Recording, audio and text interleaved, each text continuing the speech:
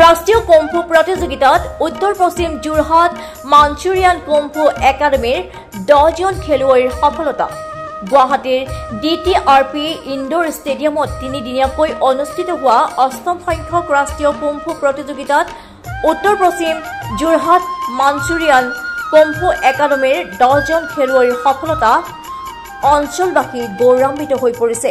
এই প্ৰতিযোগিতাত একাডেমীৰ বিদিশা বৰা সোণৰ পদক, বাবলি বৰা সিলভাৰ পদক, জানমণি দাস সিলভাৰ পদক, ধ্ৰুৱজ্যোতি বৰা ব্ৰঞ্জৰ পদক, জানমণি কেওট ব্ৰঞ্জৰ পদক, দিব্যজ্যোতি শইকীয়া সিলভাৰ পদক, পিংকু বৰা সিলভাৰ পদক, পিংকি গোৱালা ব্ৰঞ্জৰ পদক, এনিশা তামুলী ব্ৰঞ্জৰ পদক আৰু অন্যান্য শইকীয়া সিলভাৰ পদক।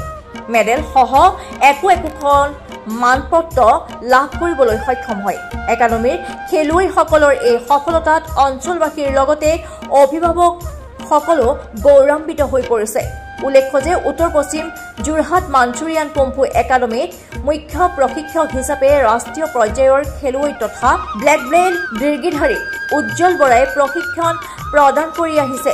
একাডেমীৰ এই সফলতাত কৃতজ্ঞতা প্ৰকাশ কৰি এই ধাৰা অব্যাহত ৰাখিবলৈ ৰাইজে আহ্বান জনাইছে।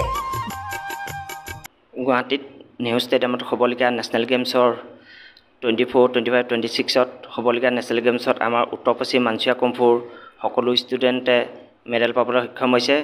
গ'ল্ড মেডেল, চিলভাৰ, ব্ৰঞ্জ সকলোৱে পাইছে। আমাৰ 10-11জনমান ল'ৰা ছোৱালীয়ে মেডেল টিকাইছে।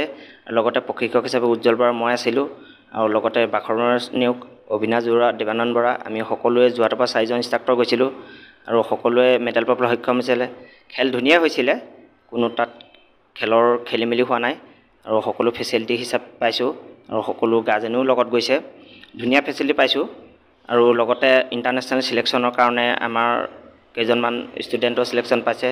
খেল আছে বাংলাদেশত, কিন্তু ডেট এতিয়ালৈকে ঘোষণা কৰা নাই ডেটটো, কিন্তু তেওঁলোকক ৰেডি হ'বৰ কাৰণে সাজু হ'বৰ কাৰণে অনুৰোধ কৰিছে। আমাৰ এই ক্লাবত আমাৰ এতিয়া 12জন গৈছিলে, অল টোটেল 12জনে মেডেল টিকাইছে। আগতেও নেশ্যনেলত টিকাইছে। আমাৰ বিদিশা বৰা মেডেল টিকাইছে, গ'ল্ড মেডেল 2-3বাৰ টিকাইছে তেওঁ নেশ্যনেলত। এইবাৰো ধুনীয়া খেলিছে, তাই নেশ্যনেলত গ'ল্ড মেডেল টিকাইছে। সকলোৱে ধুনীয়া খেলিছে, কিছুমান ছেকেণ্ড থাৰ্ড হৈছে আৰু তেওঁলোকৰ সকলোৱে চেষ্টা বলত পাইছে। সকলো ঘৰৰ সহযোগত তেওঁলোকে প্ৰেক্টিছ অনুশীলন যোগাইছে তেওঁলোকৰ সকলোৰে ফালৰ পৰা। সেইকাৰণে যিমানখিনি পায় সিমানখিনি আগবাঢ়িছে। আৰু এতিয়া বৰ্তমান আমি গুৱাহাটীত যিখন আমাৰ নেহেৰু ষ্টেডিয়ামত খেল হ'ল, তাত আমাৰ যিখিনি আমাৰ উজ্জ্বল বৰাৰ যিখিনি ষ্টুডেণ্ট আছে তেখেতৰ লগতে আৰু 4জনেই মানে গ্ৰুপটোত গৈছিলে। তেওঁলোকৰ যিখিনি আছিলে ষ্টুডেণ্ট সেইখিনিও মানে সুন্দৰভাৱে তাত প্ৰদৰ্শন কৰিবলৈ সক্ষম হৈছে। তাৰোপৰি উজ্জ্বল বৰাৰ যিকেইজন ইয়াৰ পৰা গৈছিলে তেওঁলোকে সকলোখিনিয়ে ষ্টুডেণ্টেই মানে সুন্দৰভাৱে তাত প্ৰদৰ্শন কৰিছে, গ'ল্ড মেডেল আনিছে, ব্ৰঞ্জৰ, আৰু তেখেতৰ যিখিনি চিলভাৰ আনিছে, তেখেতৰ যিখিনি মানে প্ৰচেষ্টা আছিলে সেইখিনিৰ সহযোগত আজি উজ্জ্বল বৰাই ইমানখিনি তেওঁৰ ছাত্ৰ ছাত্ৰীসকলে তাৰমানে ইমানখিনি আগবাঢ়িবলৈ সক্ষম হৈছে।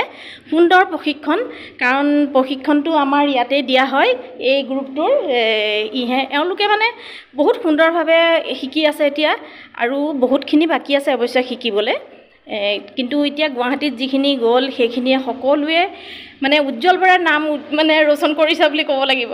খুব সুন্দৰভাৱে তেওঁৰ নামটো উজ্জ্বল হৈছে। প্ৰায়ে পাইছে, ইয়াত প্ৰায়কেইজন ল'ৰা ছোৱালীয়ে প্ৰথম নেশ্যনেল খেলিছে, হ'লেও সুন্দৰ প্ৰদৰ্শন কৰি আহিছে, ধুনীয়াকৈ খেলি আহিছে। আৰু আমি মানে আশা বাংলাদেশত ইণ্টাৰনেশ্যনেল খেল হ'ব, তালৈও যাতে তেওঁলোকে মানে এতিয়াৰ পৰাই প্ৰেক্টিছ কৰিলেহে ধৰক আৰু আগবাঢ়িব পাৰিব। তেওঁলোকে সুন্দৰভাৱে খেলি আহক তাৰে কামনা কৰিছোঁ। যোৰহাটৰ পৰা প্ৰশান্ত গায়নৰ ৰিপৰ্ট, নিউজ নাও 24/7।